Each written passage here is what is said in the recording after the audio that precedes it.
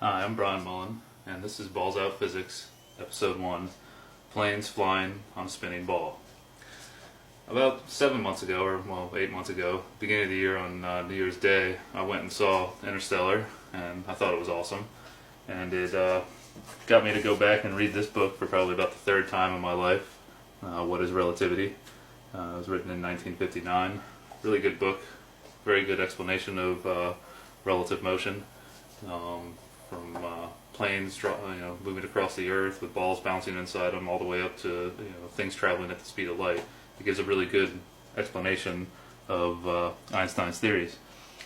And so, here I am, my head in the clouds, thinking about relativity and space travel and all this craziness.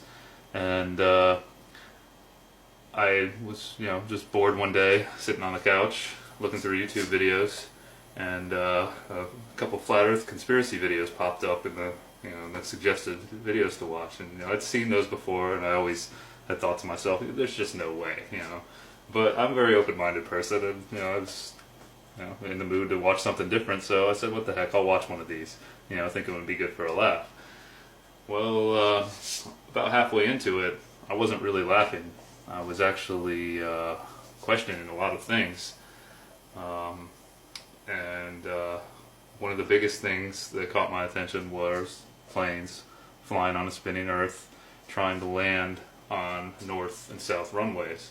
Because the Earth rotates from west to east, and things don't seem to line up based on the examples they were showing. This was all graphically, and so I started to look into this a lot. And what really surprised me at first is, I'm a structural engineer, and I've taken a lot of physics courses in my life, and I started to look into the curvature of the Earth and the rotation and the speeds of Earth, and it kind of blew my mind that I'd never really thought about how fast the Earth rotates or how much it actually curves. Here I am researching flat Earth theory, and I'm actually studying the curvature of Earth and the speed at which it rotates. I mean, there's some serious irony there. Our Earth, our model shows it spinning from west to east around an axis, which is represented by this little stick, and the circumference of the Earth at the equator, right here, is, the circumference of the Earth is 24,901 miles. So at the equator, since that's the farthest point from the axis of rotation, and there are 24 hours in a day, the speed of the Earth is 24,901 miles divided by 24 hours gives you 1,038 miles per hour. That's the instantaneous velocity at any point along the equator. I mean, that's what it has to be if everything we're told is true. So that's really fast. That's faster than the speed of sound, which is Mach 1, 761 miles per hour. So I never really thought about how fast that is. I always thought just kind of assumed it was moving really slow, and you don't really think about how much distance has to be covered in one day. But I also had never thought about or even calculated how much it actually curves. The general accepted value is 8 inches per mile, and I mean that's what it has to be based on the circumference, and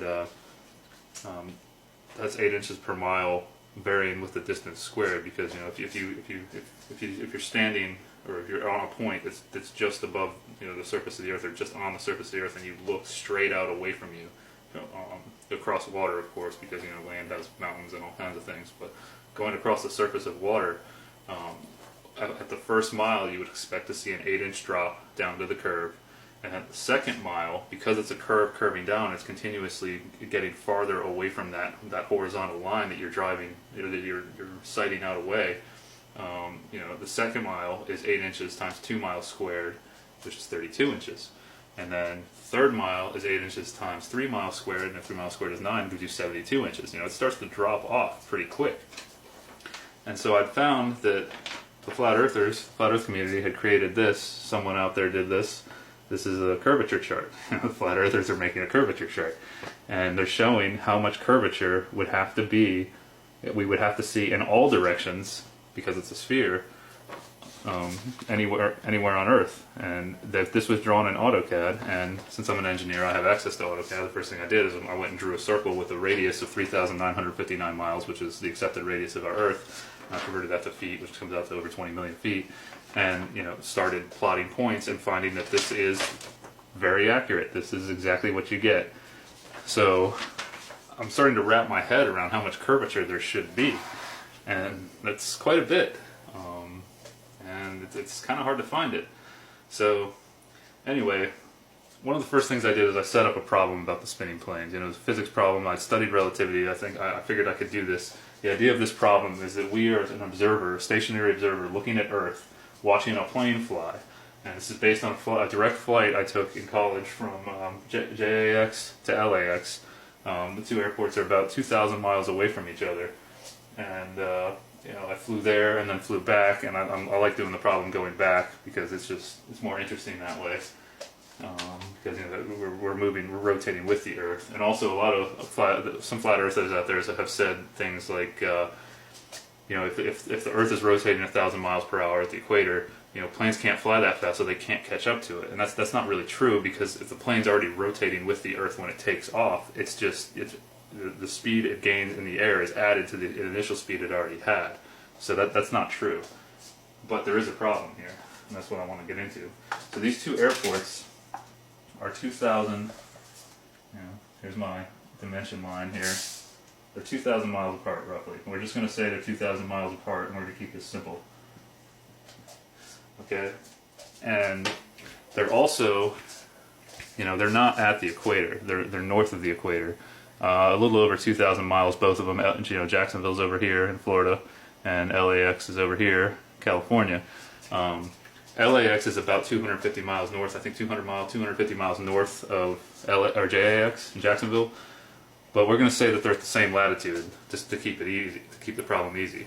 And so, as I was showing you on the ball, as you move up away from the equator, the diameter of the Earth around the center axis decreases, so your velocity decreases.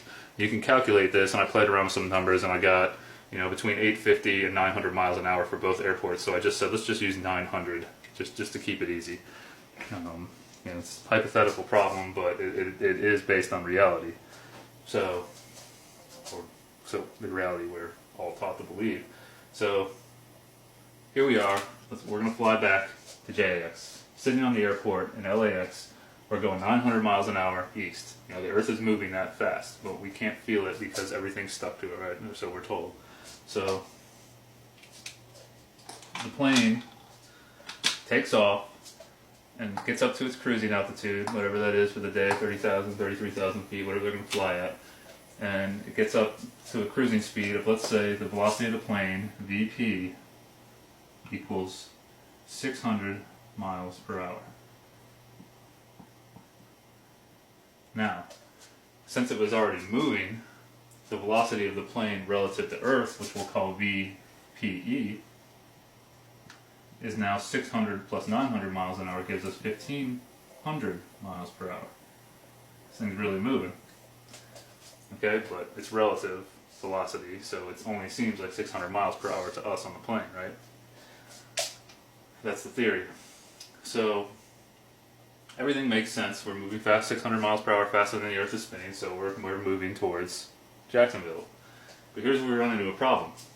Let's say there's a north-south runway in Jacksonville. Now, Jacksonville's runways are actually orientated kind of 45 degrees northwest and northeast, but north-south runways do exist. You can go look on Google Earth, you'll find them. They're all over the place. And, of course, LAX's runways all point east-west. I mean, they're right on the water, or right on the ocean.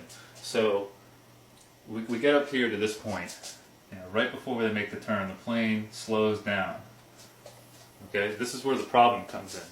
Planes cannot stop flying before they make a turn. They can't go to zero. And going to zero would bring you back to 900 miles per hour that you started at. But you can't go to zero because a plane has to keep flying forward to have uplift on the wings and keep itself in the air. Duh. So it's going to slow down before it makes the turn, but it's not going to zero. So let's say it slows down to 300 miles per hour. You know, and then it also this is the speed it slows down to before it makes this 90-degree turn, or this right angle turn. So here, the plane, right before it makes the turn, is traveling at VP prime equals 300 miles per hour. Now, VP prime is just the new speed, okay, or the new velocity in this direction. But it's also got its relative velocity to Earth, which would be VPE prime, is now 300 from 1500 is 1200 miles per hour. So now, as this plane goes through the turn, when it gets here, say the midpoint of the turn, it's got a vector of 300 miles per hour, which is its airspeed, this VP prime in this direction, but it also still has this velocity of VPE prime right up here, 1200 miles per hour. It doesn't lose that velocity. It can't, because the Earth is spinning under it. You know, and it had that initial speed when it took off. The only way you can get rid of that is if you make the Earth stop spinning. So, you know, when you get down here and you're trying to line up with the runway, you're going 300 miles per hour towards it. Make that look a little better.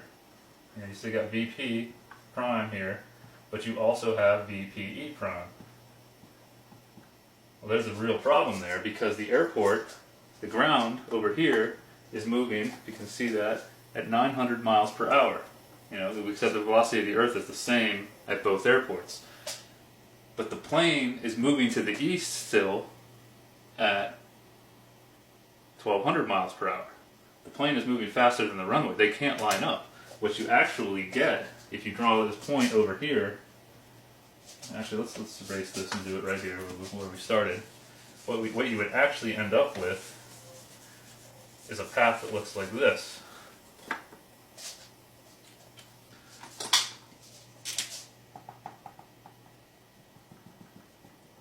More of a linear path, because the plane, you know, if this point represents the plane has a vector this way and another much larger vector this way.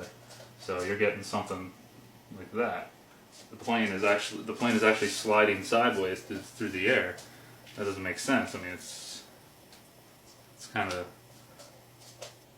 what's going on. You know, this question, of course, people say, well, the atmosphere, this is what I thought too initially, the atmosphere is moving with the Earth. So, you know, since the atmosphere is moving with the Earth, you know, it's like a fluid that you're traveling through, so it doesn't matter that your initial speed was 900 miles per hour, and then you have a relative speed, and that doesn't work. When you really start to think about it, it doesn't work. You know, the best example I got from another engineer I showed this problem to was, he said, what about a fly on a train? You know, the train, the air in the train is moving with the train, and the fly can buzz all around inside the train. You know, you've probably seen bugs in a vehicle before of some sort. You know, and the fly is unaffected by the movement of the train. Well, first of all, a fly can hover, which a plane can't do, and also the air in the train is contained within the shell of the train.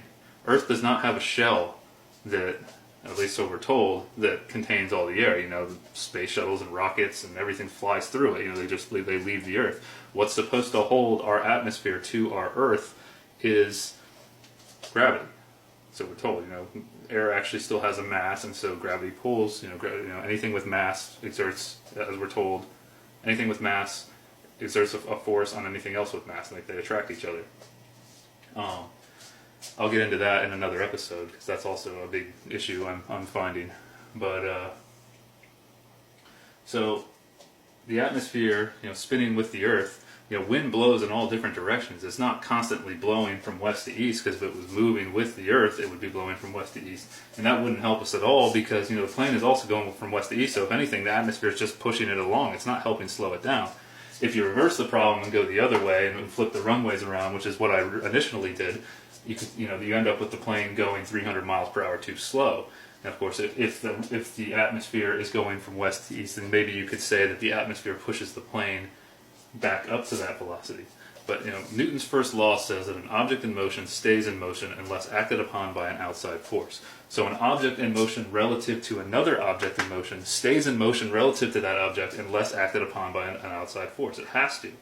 The atmosphere doesn't answer the question. And the other problem with the atmosphere is air gets thinner as you get farther away from the Earth. So the gravitational pull on the air as you get higher and higher is less. So by conservation of angular momentum, air at higher altitudes would have to be spinning slower. And this is where the actual concept of dark matter comes from in galaxies, because stars at the outer edges are spinning at the same speed as stars in the inner ring of the galaxies, and so we say there's more mass there to make up for this, and that's another thing I'll cover in a coming episode. But there's no real answer for this. So I started thinking about this. I'm trying to visualize this, because we never do problems like this. In my engineering classes in college, we used to break down, we derive equations, calculus. We use calculus to break down equations that somebody else had already derived before, and I always thought it was annoying because it always comes down to a simple algebraic expression. Everything in our world becomes very simple. It's kind of amazing, but everything breaks down to a simple algebraic expression. We go through all this proof to back check what these guys had done, but never did we back check our theory of living on a spinning ball, ever. We don't do these problems. Why? Why don't we talk about the curvature? Why don't we talk about the velocity? I went back to school and took astronomy in 2013, and we kind of talked about this, but not in depth like this. And then the other thing I started to think about is, I live in Central Florida. I heard a sonic boom one time from supposedly the space shuttle landing. Rattled my windows and doors and woke me up, scared the crap out of me. It was pretty awesome actually at the time. The landing strip for the runway at Cape Canaveral is north-south. The north end actually points a little bit to the west, this way. Actually, west is actually this way. But it's mostly north-south. And I also have seen the space shuttles take off from the beach. I accidentally saw one. I just happened to walk out on the beach up in Jacksonville one time and saw one take off. And I saw it go out over the water, going to the east, which would actually be this way. Going out over the water to the east. And then it disappeared from my sight. I thought it went out into space. So it's rotating with relative to the rotation of Earth. Definitely. And when it gets up into space, it's still going to have those components. It's adjusting with we're told it adjusts its movement in space with air jets. Spraying mass out into nothingness, which I'm also going to do another episode on, because that doesn't make sense either. But we'll get into that too. So now this shuttle is going to re-enter the Earth's atmosphere, traveling at thousands of miles per hour when it comes back in, and it's supposed to come back in gliding. It comes through the atmosphere, and you've seen all the videos where the fuselage heats up, and it's slowing down, of course, as it's coming into our atmosphere. But if this thing is coming in at thousands of miles an hour, and trying to come in from either the north or the south end of that runway, and it definitely has components of velocity to the east or west, and that runway is spinning somewhere between 850 and 900 miles per hour to the east. This is insane. The little jets that shoot to the side and the shuttle aren't going to do anything in our atmosphere. This is insane. It doesn't work. Really, try to think about this. Try to wrap your head around an Earth spinning. In all the movies we see of space, the science fiction movies and everything, whenever like a ship is coming up on a planet, the planets always seem to be stationary, because if they were actually rotating at the speeds they would have to be rotating for the length of their days, whether it's Earth or another fictional planet in a movie, it would probably hurt our heads to have to see the ships and things rotating like that. So for Hollywood, and then to make things easier, we see it stationary. It appears stationary. Of course, you could say it's moving too slow, but it's actually moving pretty fast. So, Earth is at least. So anyway, here's the spinning ball problem, but we also still have the curvature problem here. We're flying a great distance, 2,000 miles, and based on that curvature chart I showed you earlier, there's a lot of curvature that this plane has to fly over. So, in architecture and engineering world, looking down on something is called a plan view. So we call this a plan view of Earth. And we cut sections through our plan views to look at a section through a building or anything we're designing. So what if we cut a section through the Earth here? This is typically what a section cut line looks like, something like this.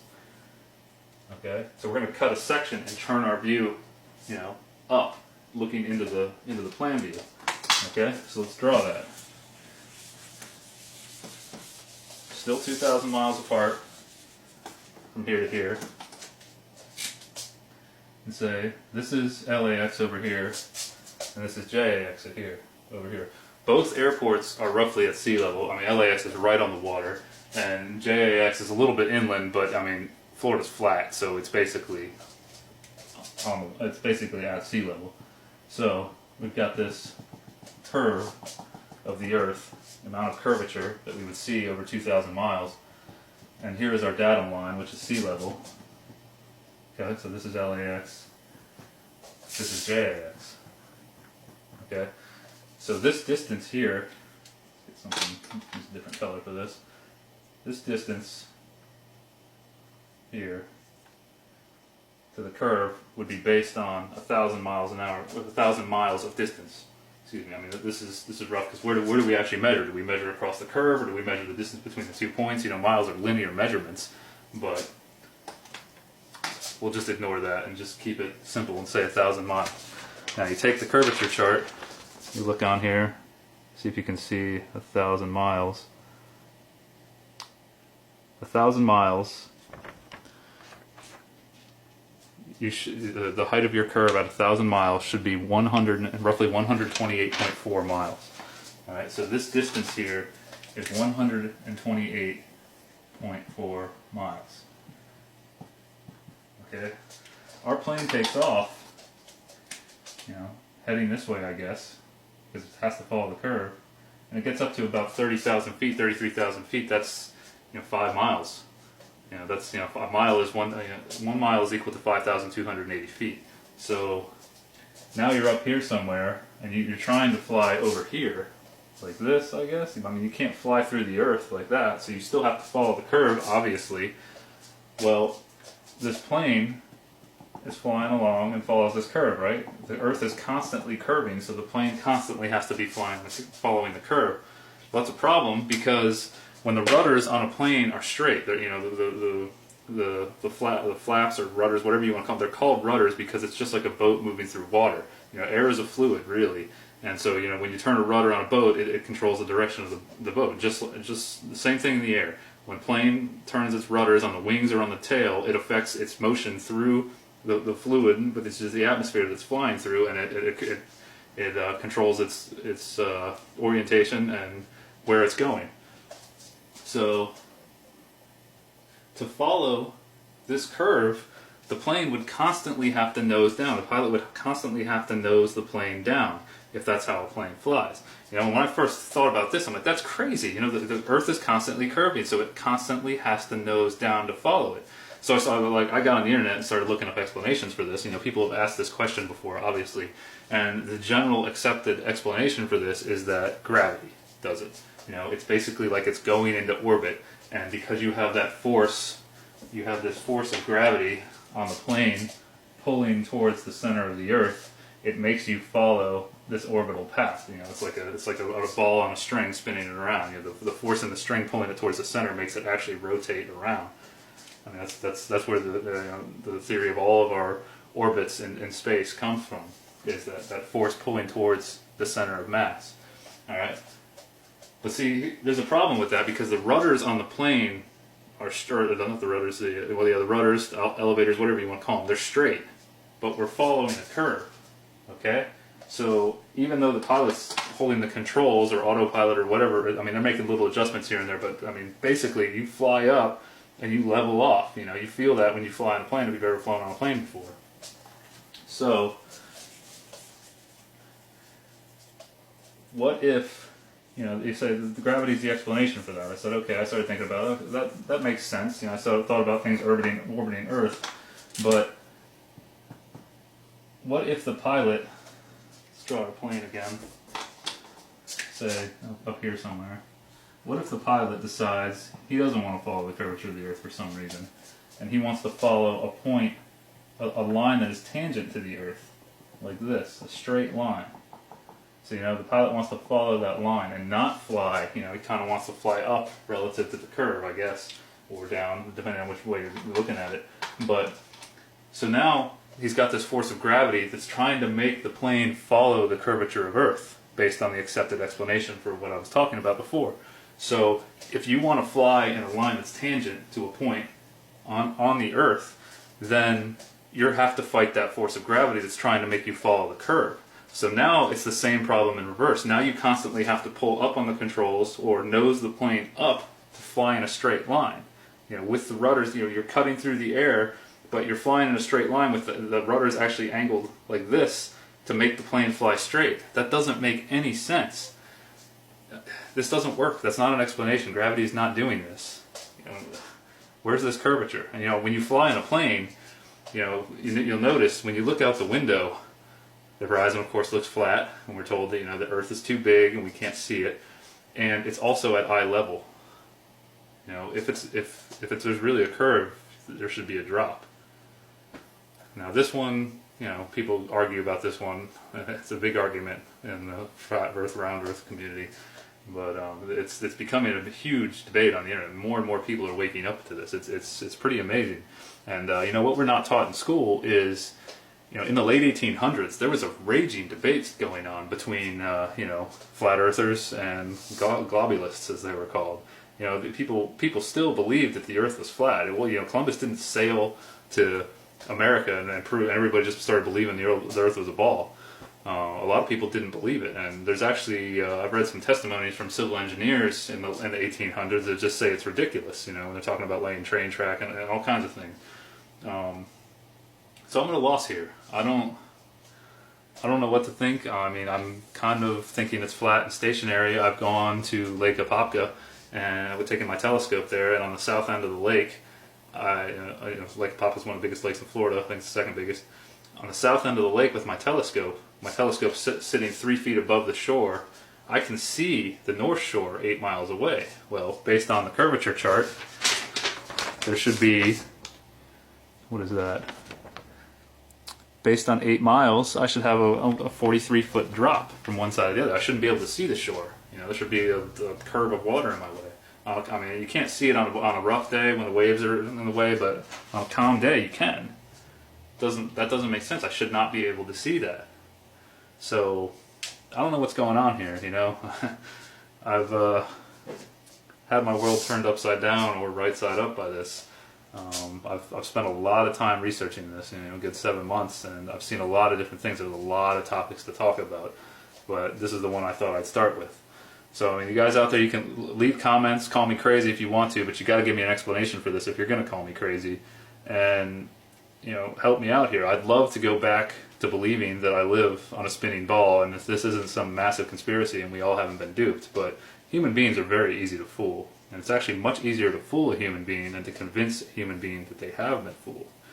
You know, we come into this world, we don't know where we come from, we don't even know how our thought process actually work. You know, we don't know how we're able to simultaneously create thoughts and perceive them at the same time. You know, we still can't explain that. So what do we really even know? Anyway, that's getting off topic. This is episode 1. We'll be getting into more. I'll have many more episodes after this, hopefully. So, until next time, peace.